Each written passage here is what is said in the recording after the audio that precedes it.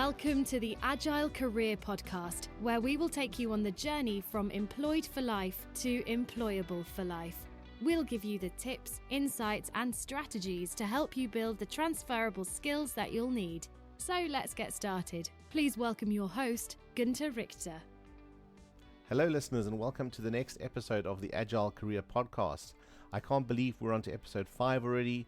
We're on to our third interview, and we've got a really big one lined up today. It's a long episode, but it's really worth a listen. There's so many takeaways from a really interesting career. I've got Alastair Thomson-Mills on the show today, so I'm not going to string you along. I'm just going to jump straight into the interview. Enjoy. In this episode, I'm really excited to welcome Alastair Thomson-Mills onto the podcast, and Alastair's going to be talking about, I think, what many of us would consider a dream job, probably something that we dreamed of growing up. But I'm going to hand over and welcome Alastair onto the show. Alastair, welcome. Hello. How are you? Yeah, I'm doing good today. How about you? I'm good. Do you want to talk a little bit about what you do? Yeah. Well, I'm an actor. It's an easy thing to say, you're an actor, but to become a working actor it's a long journey of, as you said yourself, I found that quite interesting, you know, when you were young or when other people are young, that they dream possibly about being an actor, or maybe they dream about being a footballer or a pop singer, or do you know what I mean? Yeah. And of course, leaving school, college, university, and real life takes over. When I was young, I grew up in quite a tough mining village. Well, it had been a mining village. I grew up there, Coat Bridge in Scotland, west coast. I grew up there, early 70s, and the mining aspect had disappeared maybe 15 years previously, but you still had the kind of slag heaps. It was a tough area, not much work going about, quite a lot of unemployment, you know, tight-knit communities, not a lot of money, and the whole area was struggling for a sort of new beginning. If you went back there now, what you would find is that there are lots and lots and lots and lots of factories and businesses, and that you have to help me with this. It's Silicon Valley. It's a bit like that. There's lots of, they make computers, and do you know what I mean? It's more manufacturing. So it's definitely moved on from, I guess, some of the tough economic times of the 70s, you know, I guess, as you say, experiencing all of the challenges during the transition, you know, mines closing and all of those sorts of things. And I guess thinking back then, you know, when you were in school, what were the sort of job prospects? You know, what did you envisage yourself becoming? Did you always think you'd become an actor, or, you know, was that a sort of I guess, a kind of journey you went on in terms of thinking about what your ultimate career might be? I mean, career-wise, at school, I remember we had a meeting with the careers officer when we were 15. You know, the idea of education and taking it further and going to university just wasn't on the table. Because of the area we grew up in, the teachers or whatever, just thought, you'll end up leaving school, you'll either be unemployed or you'll get a low-grade manual task job. So any sort of, I remember my careers teacher looking at me and saying, so Alastair, your grades are average. I would say your choices are working in one of the local sort of steel works, or working for the council, being a gardener, or joining the military. And actually he thought that because my dad was in the army and my brothers were in the army, that I should just follow them and just join the Scottish Borderers and join the army. Yeah, I guess it's not sort of great encouragement or career guidance. And, one of the things I've said in an earlier show is thinking about or asking the question, who do you think's responsible for your career and your growth? And, we tend to think back and in many instances think, well, it's obviously our teachers and our guidance counselors and those sorts of things. But I think, to a large degree, it's actually us that need to take responsibility for that. And, and obviously things have moved on since then. I guess looking back, what you didn't do is leave school and say, hey, I'm an actor and I'm going to go and look for any acting roles. No. You did a number of roles before you entered acting. Can you tell me a little bit about those roles? I mean, it's a really good and interesting point in that, when I left school, I would say I enjoyed drama and I enjoyed the escapism of amateur dramatics, but I never thought that it could lead to earning a living professionally as an actor, because I didn't know anybody that could help me to reach that goal. It probably was a goal. I mean, I hear lots of actors saying they knew they wanted to be actors since they were 8, but I think, as you just said earlier, most kids, and good actors know this, good acting is based on play. And the time in our lives when we play most is children. Yeah. When you're a kid, you have no inhibition. If you want to be Batman and Robin, or if you want to be, do you know what I mean? If you want to play football and pretend that you're Gert Muller or Kenny Dalglish or something like that, then you do it without thinking. And it's very natural. And that's because when you see kids play, they're fearless. But then when they become teenagers, that fearlessness goes, and they become very self-aware. And to stand up and say to your careers officer, I want to be an actor, which I actually did say to him, he just laughed at me. He actually said, "Are you gay?" Wow. But he didn't say, "Are you gay?" He called me a derogatory word that means that, and I said, "No, I'm not." Why? And he just said, "Oh, just wondered." And he said, "No, Mr. Alastair, I think it's the military for you." And I left school, and my first job was. My father got me a job as a landscape gardener, which I hated, but paid really well. And remember, I'm living in an area where there wasn't much work. So the fact that I left school and had a job to go to was, my mother, my father, we paid our way. We paid what we called, we paid our rent, our digs, and we helped the family finance. We didn't have much money, but me and my 3 brothers, we all worked. We all left school. One worked as a carpenter, one worked as a moulder, one was a landscape gardener, and one was a butcher. Me and my 3 brothers. And I know for a fact that none of my 3 brothers wanted to be anything else. They wanted to live in Coatbridge, stay there their entire lives, stay in their jobs, and that's all they wanted, because that's all they knew. And that, for me, absolutely fine. Because that was what they wanted, that made them happy, but it never made me happy. I always had my eyes on the horizon. I used to look at movies like The Vikings with Kirk Douglas and would love that movie, but would be interested in what the actors were doing, what they were saying.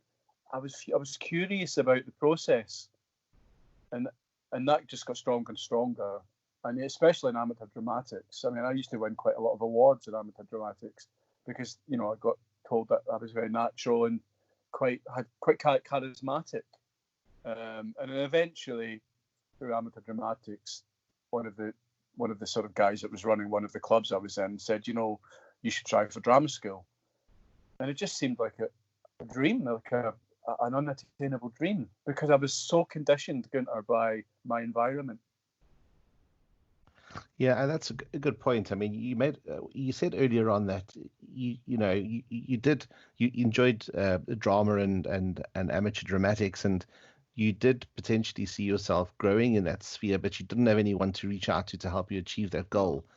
No. Had it been learning more about the military, you could have asked your dad or your siblings, or if you wanted to be a steel worker or a miner, there would have been people around to ask. But it was that sort of lack of I guess a role model or a mentor that you struggled with. And now, having mentioned that, through some of the extracurricular drama that you did, there was someone there to give you that a bit of guidance and mentorship, and saying, you should consider drama school. Yeah, I did. Well, what I mean, the actor Ian Bannon is dead now. Ian Bannon, you would know. Have you seen Braveheart? I have, yes. And Robert the Bruce, who is kind of Scottish king, who's William Wallace's kind of nemesis, and he at the very end of the movie, Robert the Bruce becomes king of the Scots, and he charges the English at the very end. Do you remember that? Yeah, it's coming back to. It's been a few years since I've seen it. But his father was played by Ian Bannon, and I think Robert the Bruce's father had what's that disease called where you get lots of sort of scabs and it's very contagious? Leprosy, yeah. Leprosy. And Ian Bannon played that role. But going back, he was in a movie with Sean Connery called The Hell, and he was if you look him up, very successful. Anyway, he lived quite close. Funnily enough, he lived in what we called the posh side of town, and he'd retired more or less. But I knew that through amateur dramatics, people had said to me, "Yeah, Ian Bannon lives in Airdrie." I actually walked to his house as a 17-year-old. I knew where he lived, and I knocked his door, and he came to the door. This is Ian Bannon, who I've seen on screen, TV, heard on radio. I know, a very, very then popular, successful Scottish actor. And I just looked, God knows what he thought, and I just said, I live in Coatbridge,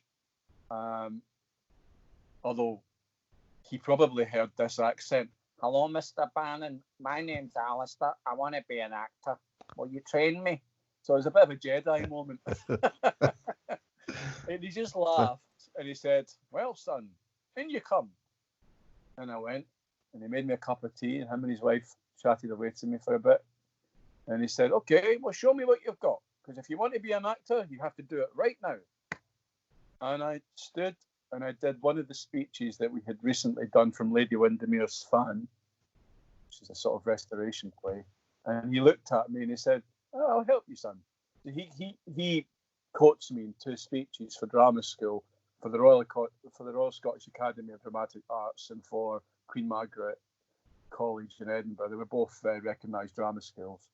And I applied and I auditioned for both, and I got into both. And then something happened that changed the course of my life then. I I met a girl, fell in love, and we so often happens. She fell pregnant, and being an actor wasn't conducive to my family and her family. We had a sort of meeting, and I had to agree. I couldn't go to drama school, not with a baby on the way. We got married. We loved each other. I got married, had the kid, and I got accepted into the Royal Scottish RACMD, and I got accepted into Queen Margaret, but I didn't accept the places. I applied for a job as a life insurance salesman with Scottish Amicable, because I reasoned I love a bit of a talker, and I've got great confidence. But inside, Gunther, I can be quite. I'm quite shy and nervous, actually. You've met me before, and we went on these dad's camps with our kids. And what that person you saw was more of an act. It was more of an act. It was a sort of. It wasn't really me. It was just me playing a role, because I didn't really have the confidence. I didn't know anybody well enough to be myself. Do you know what I mean? Yeah, it's really difficult putting yourself in those situations. And I think, as you say, again, that's probably one of the skills that you evolved. You talk about this, you tell me the story about, knocking on Ian Bannon's door, and he's saying, okay, come on in and show me what acting skills you've got. And I think to be able to perform on demand is, that's quite something. You I think probably. that was a moment I realised that I could do it, and not only could I do it, I did it well. And he was crying. I think he was crying partly because it was, it wasn't in any way, shape, or form a professional performance. He was probably just looking at this young actor, doing his best and just sort of remembering himself maybe as that sort of person. And it might not have been that great, probably wasn't, but he saw something. The fact that I could stand there and do it, and I'm sure this is the same for any job. If you love what you do, and if you can do what you love, you're a lucky person. But a lot of people like me, for instance, if I had went to drama school when I got accepted, and I wouldn't change what happened for the world. I love my two boys I had with my first wife. That marriage didn't last, unfortunately. Her and I are still friends. She remarried. I've remarried, but I've got my two boys from that relationship. But if that hadn't happened when it happened, I would have went to drama school, and I would have been an actor from the age of 17 rather than an actor from the age of 27 when I went much later. But getting back to what you were saying about Ian Bannon, I think the idea that I just stood up there and did it, I'm quite sure that in any career, there must be a moment, whatever it is, doctor, lawyer, nurse, MP, whatever it is, there must be a moment where you've got to prove yourself that at the very least you've got what it takes to do that job. Anybody can say, "Oh, I can do this, I can do that, I can be what you want," but there does come a moment when, whatever that job is, there comes a moment when you've got to do the job and be seen by your employers to do the job, and that great pride can come from that. So, as an actor, as somebody that had found out what he wanted to do with his life, and then made the decision because financially it didn't seem viable. I couldn't go to drama school for 3 years. I couldn't support the baby that was coming. Yeah. And in a sense, you could argue it was my own fault, but in another sense, I was excited about my kid, and I was excited about getting married. I was sad that I felt a little bit browbeaten by parents and whatnot, but I had to do it. I just didn't have. If my father had been, or mother had been extremely rich and and had money that could have helped me, then I could maybe have went to drama school, but I didn't. I had to support the family that was coming. So I was young. I was about 19, and I got an interview with Scottish Amicable as a life insurance salesman. Is it okay to talk about this? Yeah, absolutely. And so, I remember in that interview with the manager, Mr. Shan, or the line manager that would have been my line manager. He just said, "We just need people to go. This is a tough job, to go door to door and sell life insurance." You said, I've done that already. I've gone door to door and sold myself. Exactly, yeah. And you know what I'm saying. It's a very, very, and he said, we need people that are confident or can pretend to be confident. And that's where the actor in me came out.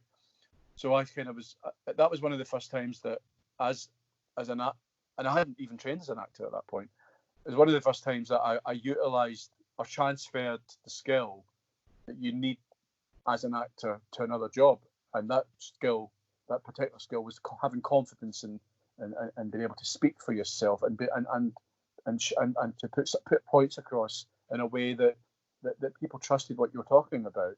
I mean, this is the early 80s, and to be a life insurance man, you had to do quite a lot of training with Loutro and various bodies. I had to go down to Birmingham, and I found myself missing the opportunity of being an actor less and less, and I started to get into the whole idea of sales and about meeting targets. So anyway, I passed my training with flying colours, and before I knew it, I was basically being dropped off. I couldn't drive at that point, on streets and just knocking doors and trying to sell something, a thing that isn't in your hand. You're selling an idea, and actually, a life insurance salesman selling death. Yeah, it's You're got absolute. you're making people scared about dying and It's leaving nothing. it's a product that has no benefit to the purchaser. Um, And I remember my very first day, very first store. It was like, hello, my name, and you had a spiel. My name's Alastair Thomson-Mills. I work for Scottish Amicable. Slam. Okay, that door's gone. Right, next door. Hello, my name's Slam. And all the way down that street, slam, slam, slam, slam, slam, slam, slam. Every door closed in my face. About 40. how And did you, I then, mean, then, I- then how I did would you? cross over and work my way back up. But I got to the end of that first row of houses. I was 19. And cold calling. God, what a nightmare. How did you deal with that? I mean, Well, and I still remember it to this day. Good, so I was knocked at the door, and this old lady comes to the door, and I looked at her and I thought, she is not going to buy life insurance. She's not going to buy life insurance. She's about 90. Well, I thought she was. She was probably only about 50, but I was young. And she's like, yes, and she's still standing there looking at me. And I'm looking at her and I said, oh, hello, my name's Alastair. Hello, Alastair, how can I help you? I work for Scottish Amicable. Oh, they're a very nice company. That's a good job, son. What are you selling? Well, I'm not selling anything. I'm kind of just wanted to talk to you about the idea of life insurance. But listen, I don't want to waste your time. Come in. So I went into this lady's house. I'll never forget it. She was obviously quite elderly and maybe didn't have much help with housework and things. So her house was not too clean. But there were lots of cats. I reckon about 40 wow, cats, it's a kittens, proverbial cat lady. and Yeah. it stank. But you know what? She was kind to me. And I always remember going to, she took me into her living room. And her living room, it was the strangest thing. You know how subliminally when you walk into a room and then you leave and you think back to that moment, you have a sort of subliminal memory, and sometimes the strangest things stick out. It can be anything in an office. It can be a window, or it can be a filing cabinet with something on top. There's just something that your memory.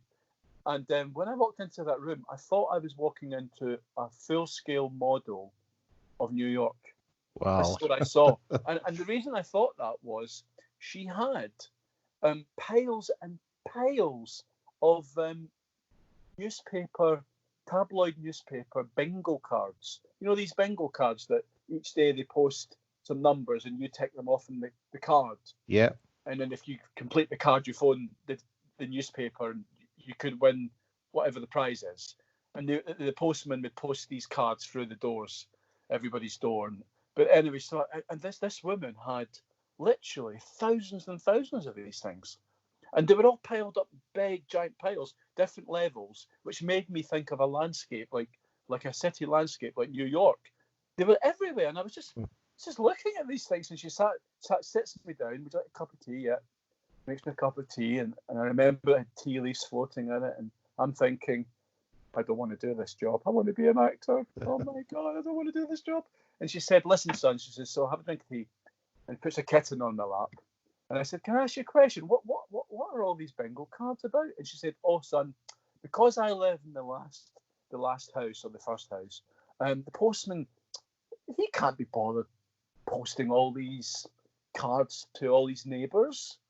So I said, I'll take them all and I will do them for all my neighbours.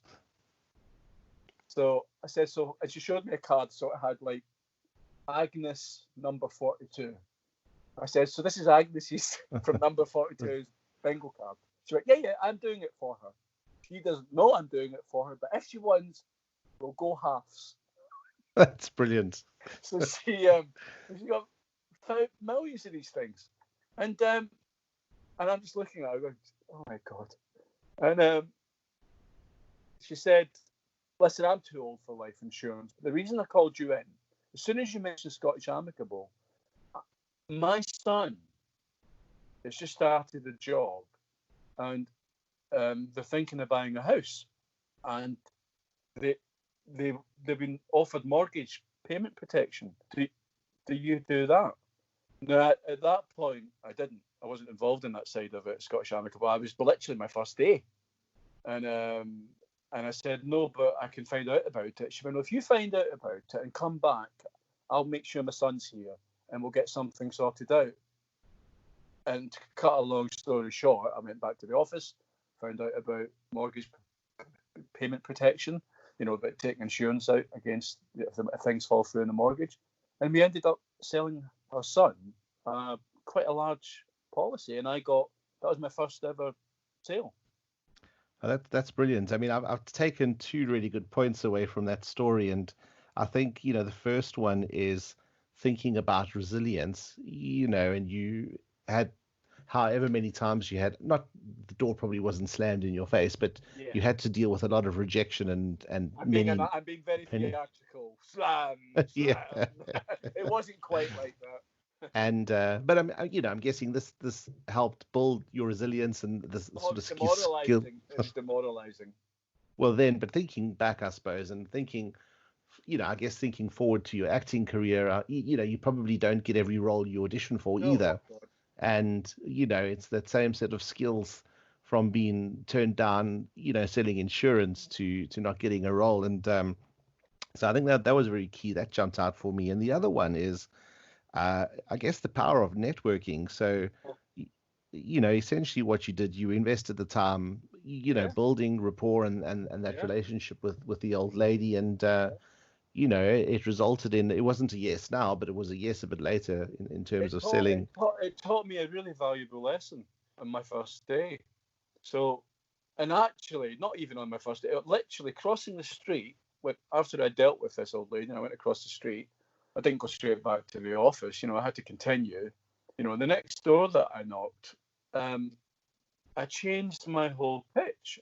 I threw out the script that Scottish Amicable gave me, that they said that you had to say. And then somebody just came to the door. It was just a young guy. And I said, "Hi, I'm sorry to bother you, mate. Are you busy?" And he went, No, what is it? I said, "Oh, listen, I'm not going to bore you, but I work for Scottish Amicable, and you've probably got a life insurance policy, or you don't care. But I just wanted to just talk to you a couple of minutes just to find out if you're interested in anything like that. Do you?" And he just started talking to me because I had immediately been derogatory about my own job and sort of fed into people's mistrust about that particular. Nobody wants to be sold death. What we used to get told we had to say as part of the script is, if I said to you, Gunter, you died yesterday, Gunter. I can say that, Gunter, because you didn't die yesterday, did you? I'm asking you. Did you die yesterday? No, I didn't. Right. So therefore, but if you had died yesterday, what kind of what would you have provided for your family? What would have been the situation with the mortgage and with what would have been left behind? Yeah. And so that's the script. But again, although it's a great way in, it just makes people uncomfortable. People don't want to think about dying. They just don't. It's a terrible topic. It's a terrible, terrible topic. But if you can hit it in a way that doesn't make them feel uncomfortable, and in actual fact, what I found is I started immediately using humour. They would never take out an insurance policy. And I became the first person at Scottish Amicable to get an insurance policy with, and by I just mean that, I don't mean that in any sort of derogatory sense. I just mean that their culture, they just wouldn't entertain the thought of what would happen after death. They did not, because their businesses and their monies were just all given over to their families. But that's just the way it was. You didn't have whatever you had in the bank was what you had in the bank. And if your business, say you had shops, you might have 2, 3, 4, 5 shops, and it might expand to 10 shops, and then you might pass away. Your son would get those shops, and so that's just the way it was. You kind of lived in the moment.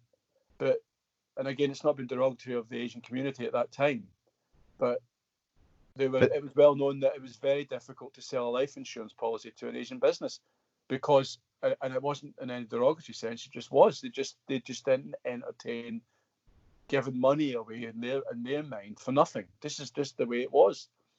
But I I used to sell inheritance tax as well, or insurance, life insurance on inheritance tax. And I with that skill, that kind of humour, I'd walk into some shops or businesses, and you called the elders in those kind of communities uncle. And I'd walk in and say, "How's it going, uncle?" And they were very suspicious. But I just kept on going back day after day, never asked for anything. And eventually they would get to like me, chat to me, and they would say, "What do you want, Alastair?" And I say, "Well, listen, you know my job. I'm a life insurance salesman, but I also deal with mortgages, and I work with inheritance tax." And they would say, "What's inheritance tax?" And the moment they said that, I had them. I'd say, "Well, let me leave this leaflet." Basically, back then, the government takes 17.5% of whatever, The legacy you've built for your whatever family. you leave behind, the government get that in tax. And they would say, "Oh," and a lot of the time they didn't know. And I say, "Well, yeah, let's say, how much you think you're going to be worth, uncle?" And he'd say, "Oh, okay, 500,000. 500,000. Well, the government will get 17.5% of that." And they'd say, "No. Yeah. So I'd show them the leaflets and whatnot. So I'd go back the next day, and they were phoning me to come back. "Come back. We need to talk to you. And I'm here. How can we stop this? You take out a life insurance policy for that 17.5%. So how much do I pay? Well, say £30 a month. That'll cover if you pass away yesterday." I'd say that, blah, blah, blah. And I was starting to motor, Gunnar. I was guess the early 80s. It was like every, wine bars. And I was working with, amazing people. And then, but at the back of my mind, the fact I'd got accepted into those drama schools, it just always sat with me. And I was still doing amateur dramatics, and I was desperate to be an actor, but I couldn't stop. Anyway, unfortunately, my wife and I, my first wife, that relationship came to an end. It was an amicable agreement, and I got access to the kids. And on the Monday, unfortunately, I was devastated about my marriage ending, and that was that. It was over. Yeah, and I guess thinking back, in many instances that could have been you still living in that house and Yeah, still working as that mortgage consultant or mortgage salesman. yeah, I mean, yeah. and did you carry on your job? I mean, that was a fairly, I think, a fairly pivotal moment or a significant event. Did you carry on as the mortgage consultant? I phoned Ian Bannon up and asked his advice. And unfortunately, I phoned Ian Bannon up to ask his advice. And unfortunately, I found out that he'd passed away. I hadn't read about it. And because at that point, there wasn't internet or anything. And so I thought, right, that's it. He's got, further enough, finding out that he'd passed on, kind of, and it made me think about that time I'd stood in front of him. And so I applied for a national one-year college course. It was called the National Certificate of Drama and Theatre Skills, and I had to audition for Motherwell College. I didn't try for drama school because I just felt I wasn't ready for drama school because I'd had a massive gap, like 6 or 7 years. Yeah. So I felt I'll do this course. I got a bursary and stuff. I didn't need it really, but and I got accepted, and I did this 1-year course. And in doing that, I knew I wanted to be an actor from that point,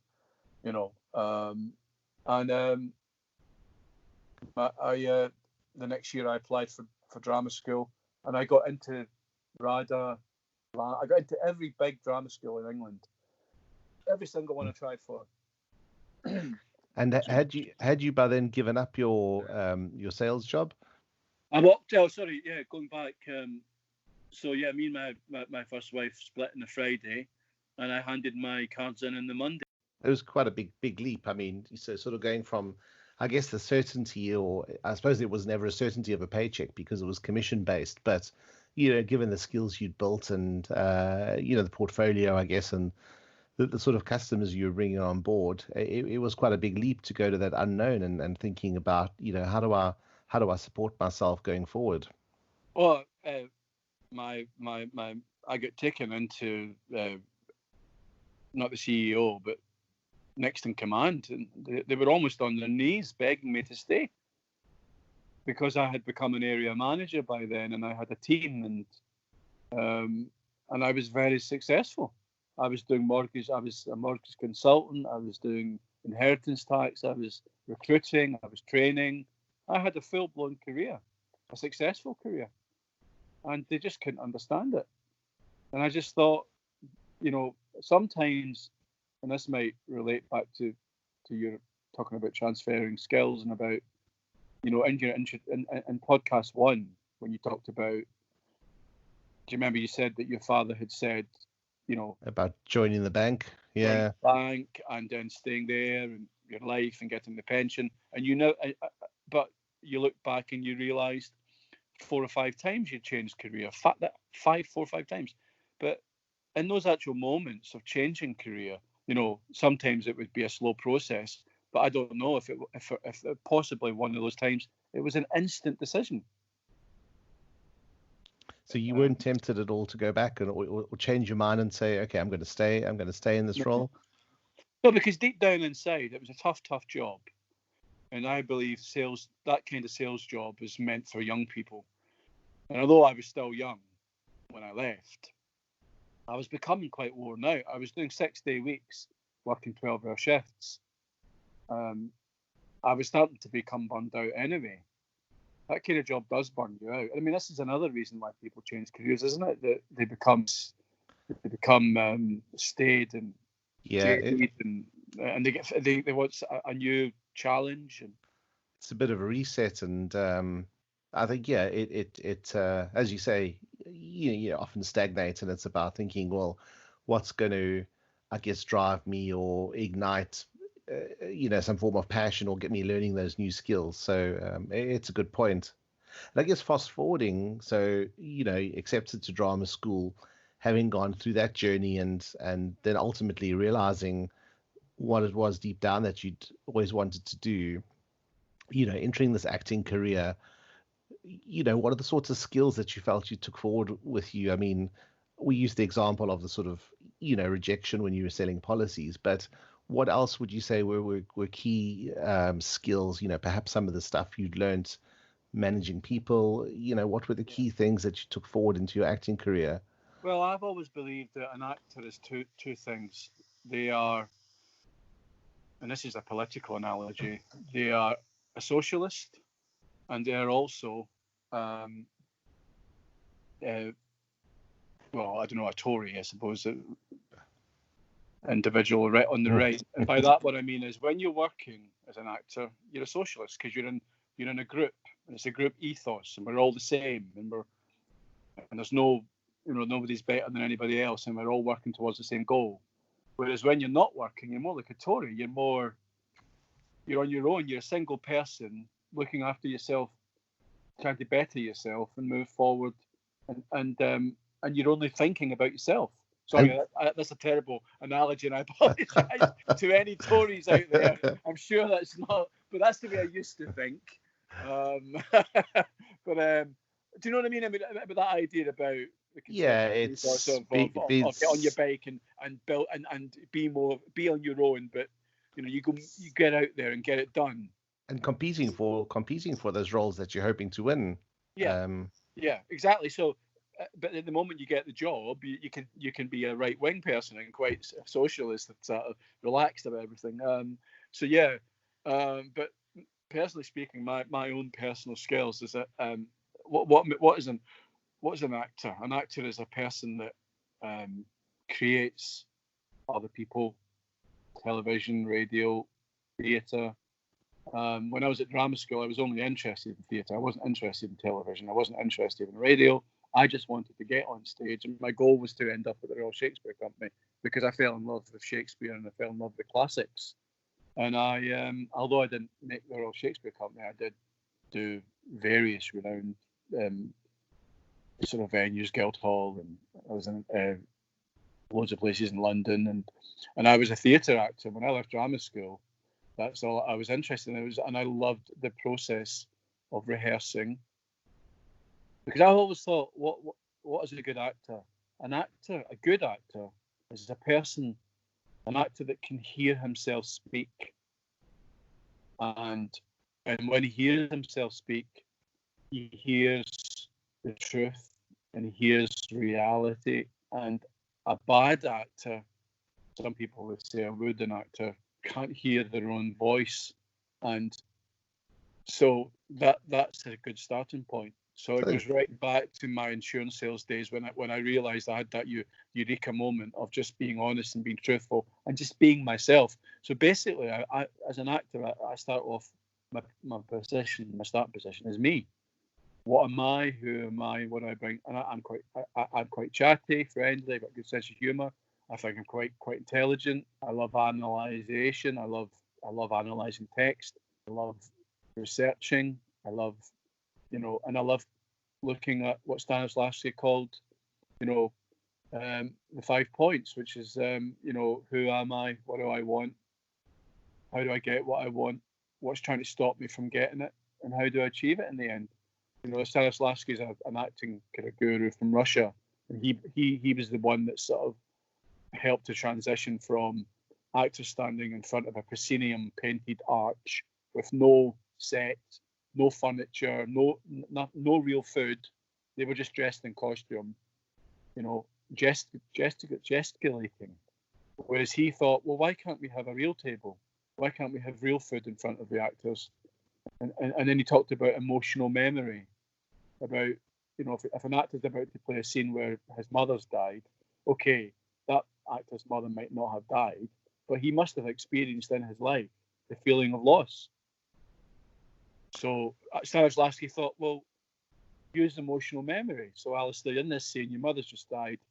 My mother didn't die. Yeah, she didn't, but I want you to think about when you felt sad. So, yeah, well, my grandmother died and I felt devastated. But I want you to feed into how you felt, and so that's just what emotional memory is. So it's leading on those experiences.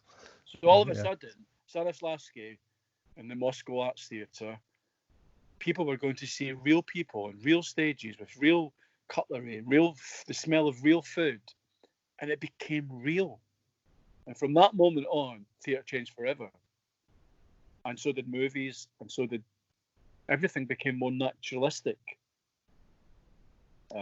And that kind of, and although in England there was a sort of, there was a Shakespearean actor type movement, which was very sort of artificial BBC plum voices until the 60s, and the Angry Young Men and John Osborne and things like that happened, and all of a sudden the kitchen sink dramas and the Northern reality kind of came along. And but getting back to me as an actor, I mean, so when I approach a role, I find out who the person is, what do they do, where do they come from, how old are they, what's the sexual preferences, have they got a sense of humour, how's their job affecting them, how's their relationship affecting them, what do people. Another thing that good actors do and bad actors don't do, and I don't mean there's no such thing as a bad actor. Any actor that stands on a stage and tries to act is a good actor, but good's not the word I'm using. I don't mean good. I mean a sort of professional actor. One of the things that they'll do is they will read the entire play script. They'll pay attention to what other people are saying about their character. Some actors just read their own lines and don't look at the rest of the play. So how can you be informed by the whole thing?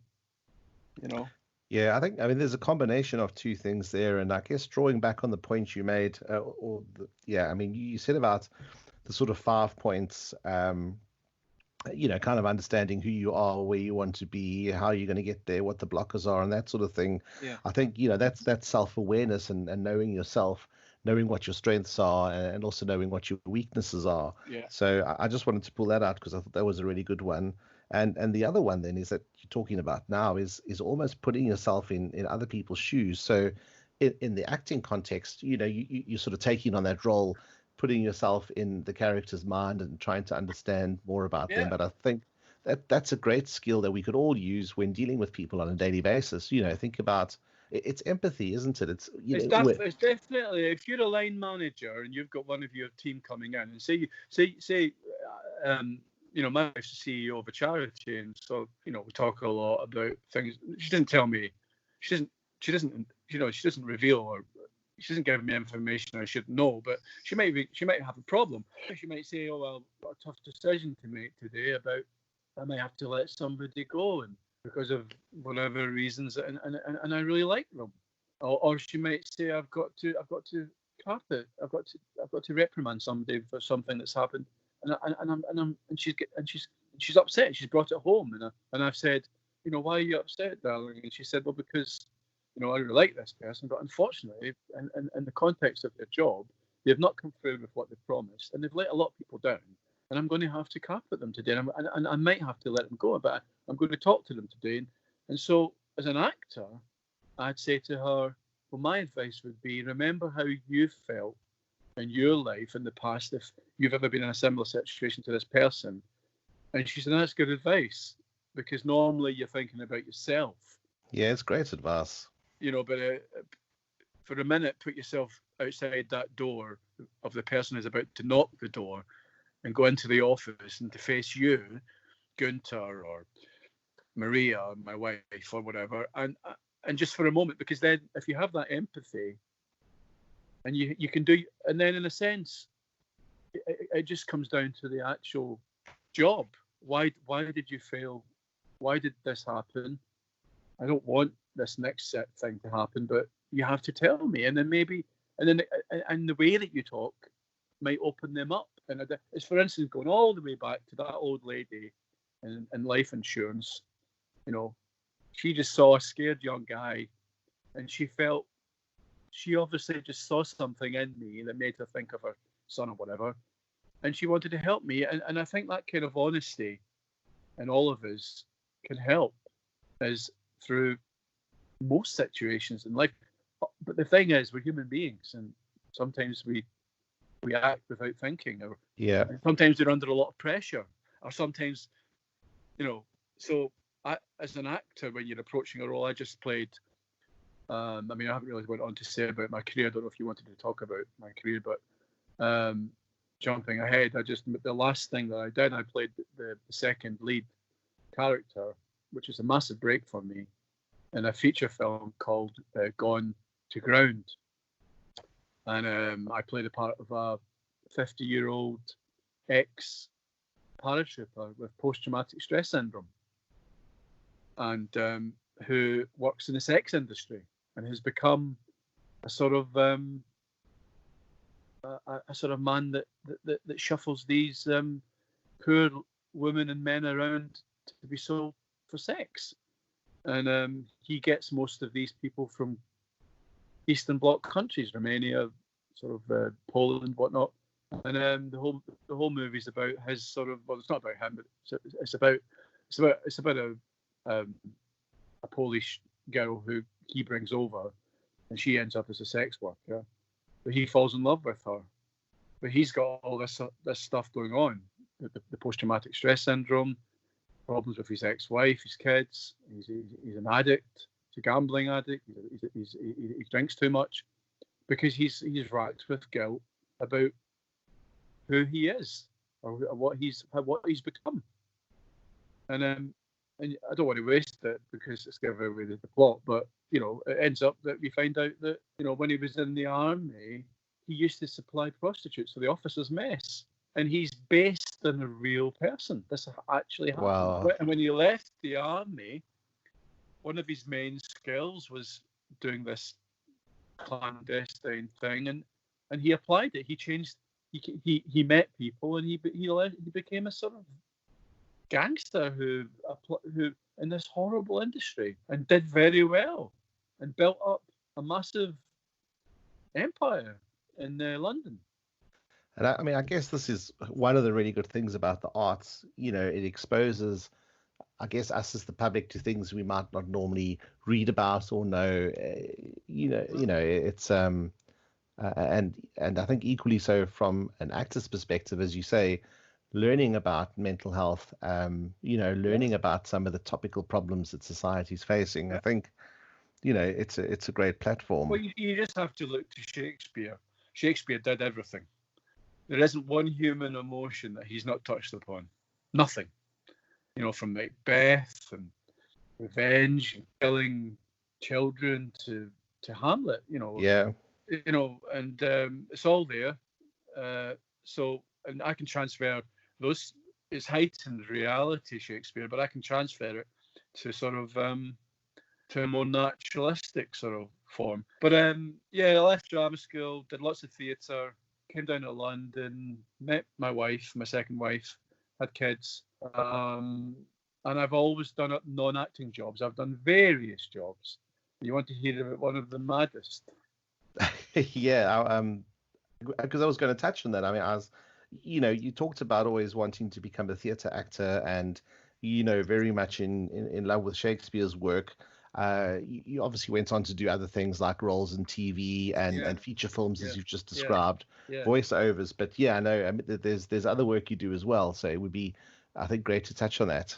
Well, because an actor, unless you're one of the, 2% of actors that are always working, in Equity, which is the Actors Union, I think at any given time, something like 90% are not working. So what do? They transfer their skills as an actor to various other jobs, mainly jobs like hospitality or like support work, which I'm doing just now, or sales,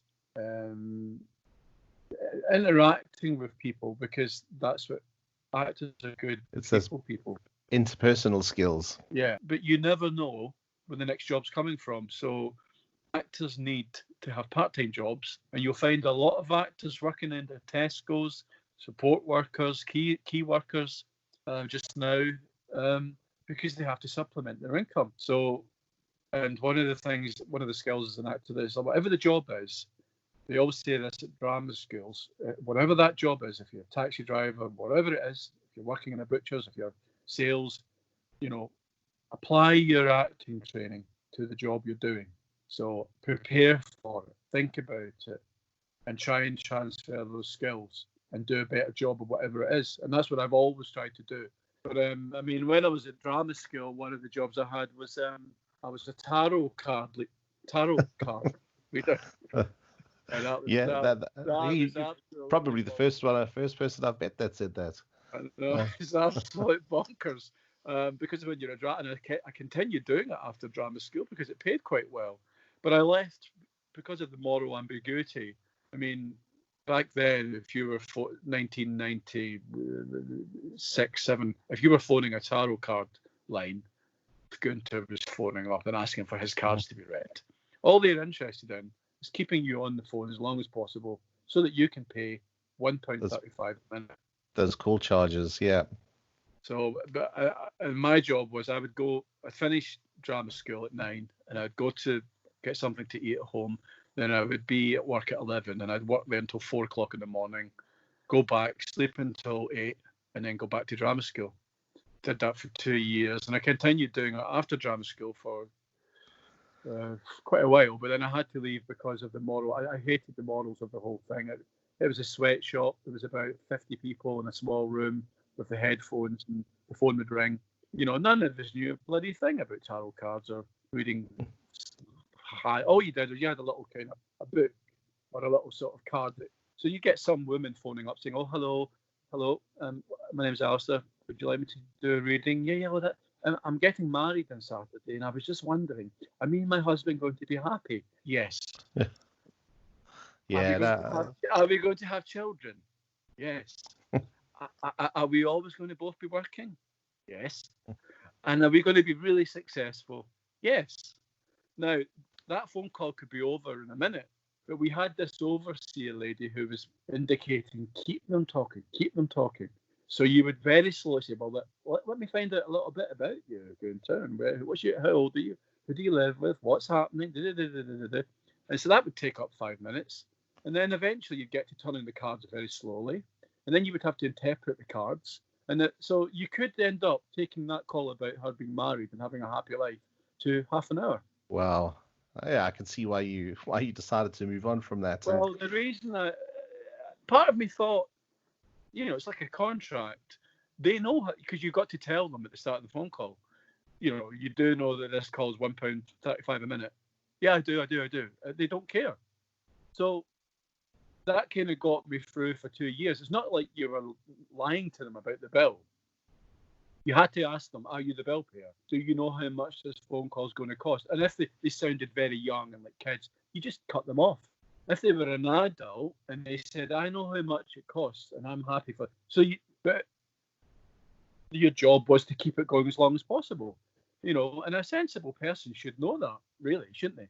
But again, I transferred my acting skills. I built up this whole exciting picture, I'll tell you one thing: if you ever phone those places, nothing bad will happen to you in the rest of your life.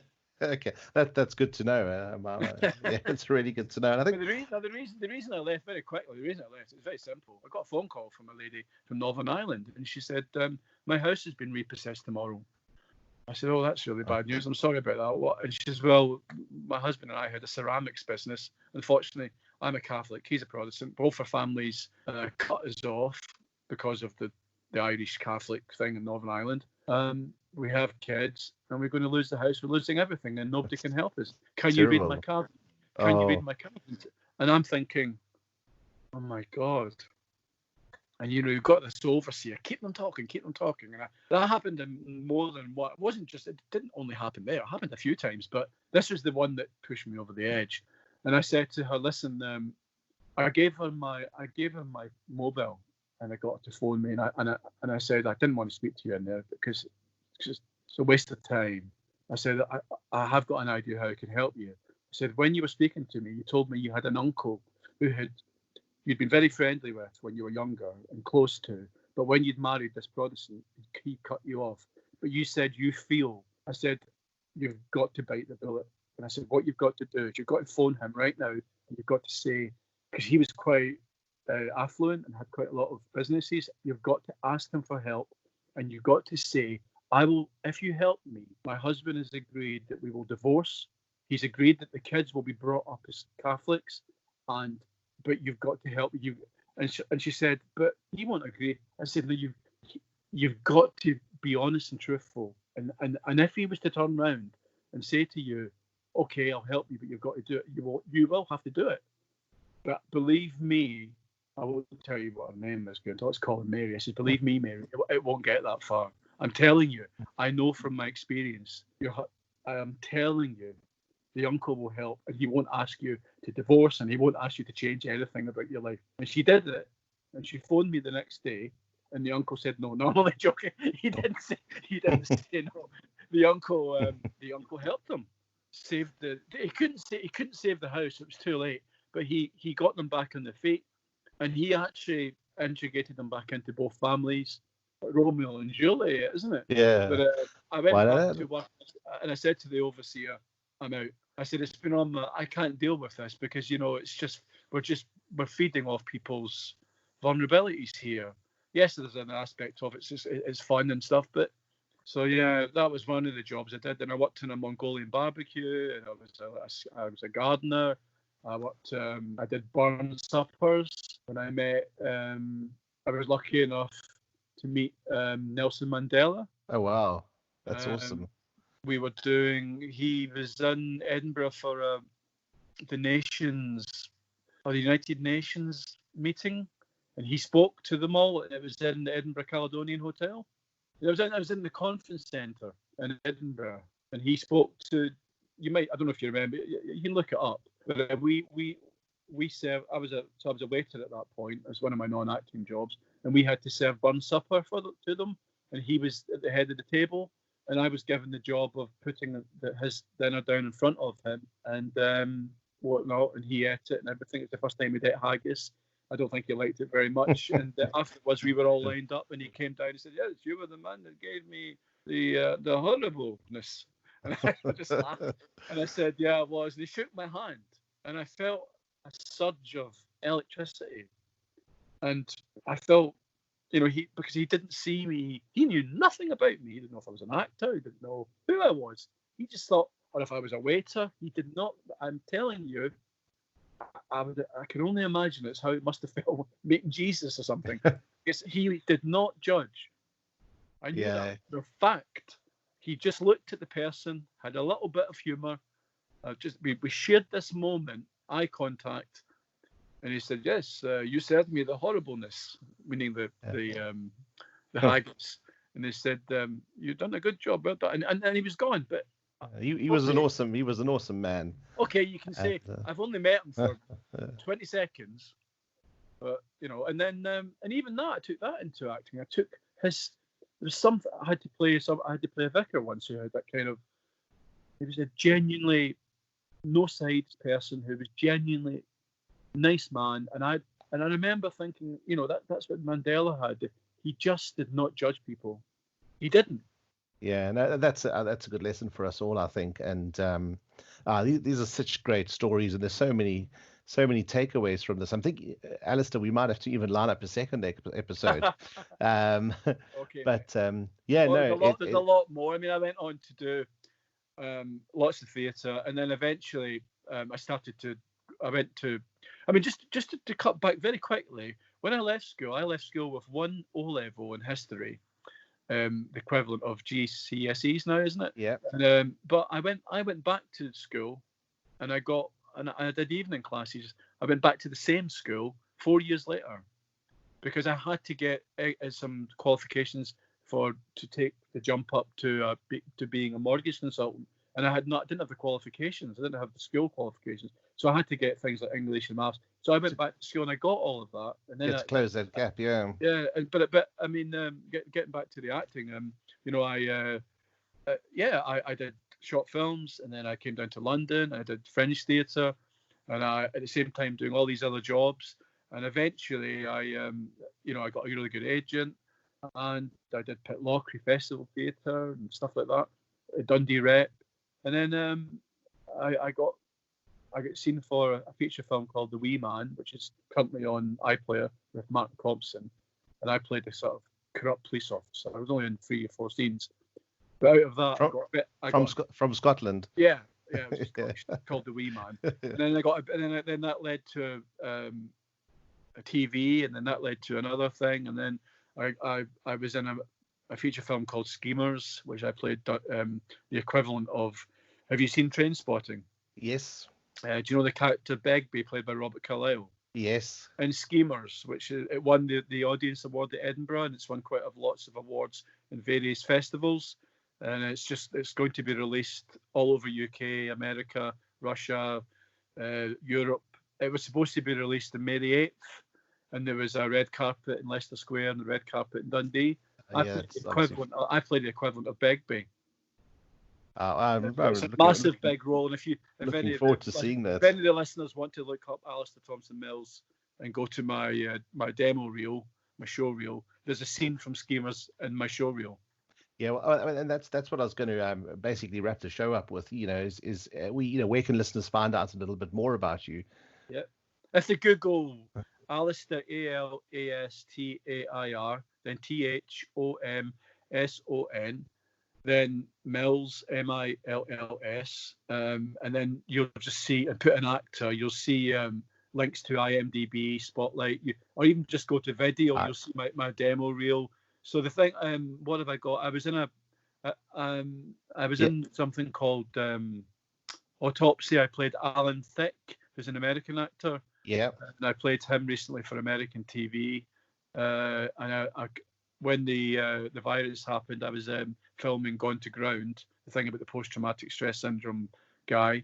And I got that, believe it or not. The producers of that had went to Edinburgh to see various films, had seen Schemers, had seen me, contacted my agent, and I got an audition to play Justin, this guy with post-traumatic, and I got the role, and I've been filming that for about 4 months. I've only got 1 scene left to do on it, but we had almost there.